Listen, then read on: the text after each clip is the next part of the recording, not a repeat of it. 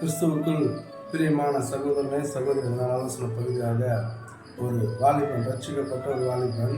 அவன் பார்த்தீங்கன்னா சபையில் எல்லா கூட்டங்களுக்கும் தவறாமல் கலந்து கொள்கிற ஒரு வாலிபன். அது மாத்திரம் ஊழியம் செய்கிற ஒரு வாலிபன். எல்லா நேரத்துலையும் கர்த்தருக்காக பிரியமான வேலைகளை செய்கிற ஒரு வாலிபன். அவன் பார்த்தீங்கன்னா எல்லா கூட்டத்துலேயும் கரெக்டாக போய் கலந்து கொண்டு அவனுடைய வார்த்தையை அநேக இடத்துல பிரசங்கிப்பான். அப்படியே அவன் எல்லா இடத்துக்கும் போகும்போது அவனுக்கு ஒரு ஹாபிட் இருந்ததான், கிரிக்கெட்டு போட்டாவே அவன் என்ன பண்ணானா, எவ்வளோ பெற்பட்ட ஊழியர் இருந்தாலும் அவனை விட்டுட்டு கிரிக்கெட் பார்க்க வருவானா.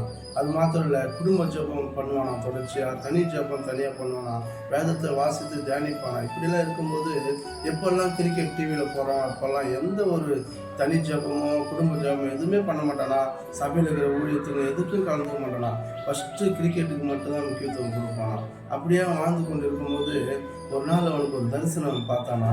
அந்த தரிசனத்தில் அவன் போயிட்டு நரகத்தின் வாசலில் நிற்கிறதா அந்த தரிசனத்தில் அவன் பார்த்தானா. அப்படி ஏன் நான் நரகத்துக்கு வந்திருக்கிறேன்னு சொல்கிறப்போ அவனுக்கு ஒரு படமாக காட்டப்பட்டுதான்.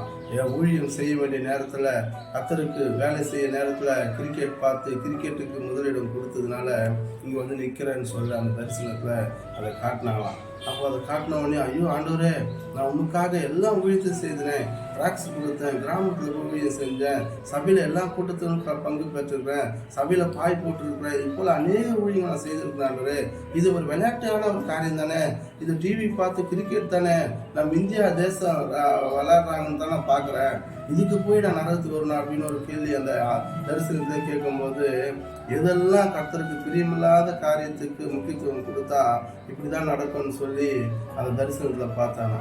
அப்போ ஒரு ஒரு உணர் காட்சி இருந்ததா.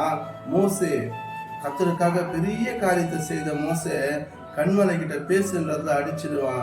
அதுக்காக பிசாசு தர்க்கம் பண்ணதை நாம் பார்க்குற மேதத்தில் அது போலதான் இதுவும் அப்படின்னு சொல்லி அந்த தரிசனத்துல அந்த படமும் காட்டப்பட்டுதான். அப்போ அதன் மூலியமா அவன் அதுக்கப்புறம் தரிசனம் முடிஞ்சு அவன் அந்த உலகத்தில் அதாவது முயற்சி அவன் பார்க்கும்போது பயங்கரமான ஒரு கண்ணீரோடு அழுது ஆண்டவரே, நான் இனி அப்பா நான் எந்த காரியத்துக்கு எதுக்குமே நான் கிரிக்கெட்டுக்கு முக்கியத்துவம் கொடுக்க மாட்டேன், உங்களுடைய ஊழியத்துக்கு மாத்திரம் தான் முக்கியத்துவம் கொடுப்பேன்னு சொல்லி அன்றைக்கு அந்த கிரிக்கெட் பார்க்கறதும் கிரிக்கெட் விளையாடுறதும் விட்டானா.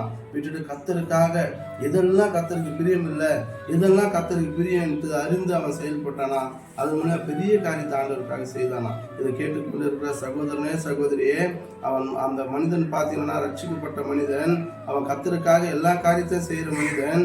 ஆனாலும் பார்த்தீங்கன்னா ஒரு சின்ன தவறு தான், சின்ன ஒரு உலகத்தரமான ஒரு விளையாட்டுக்கு முக்கியத்துவம் கொடுத்ததுனால அவன் நிலைமை எங்கே போய் நிற்குது பார்த்தீங்கன்னா, நரகத்தை வாசலில் போய் நிற்கிறதா பார்க்குறான் அவன் தரிசனத்தில்.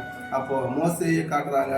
மோசே கர்த்தருக்காக பெரிய ஊழியத்தை செய்த மோசே அவர் பேசுனதை அடிச்சுடுவாரு. அது உதாரணம் காட்டி அவனுக்கு அன்றைக்கு அந்த தரிசனத்தின் மூலிமா ஒரு விழிப்புணர்வை ஆவியான காட்டினதை நம்ம பார்க்குறோம். அப்போ இன்றைக்கு இந்த ஆலோசனை கேட்டுக்கொண்டிருக்க சகோதரனே சகோதரியே, நாம் சீரியல் பார்க்கறது விடுறோமா, சினிமா பார்க்கறது விடுறோமா, இல்லை என்னென்ன காரியத்தை ஃபோன் பார்க்கறது விடுறோமா, எதுக்கெல்லாம் நம்ம அடிமைத்தனப்பட்டு இருக்கிறோம்.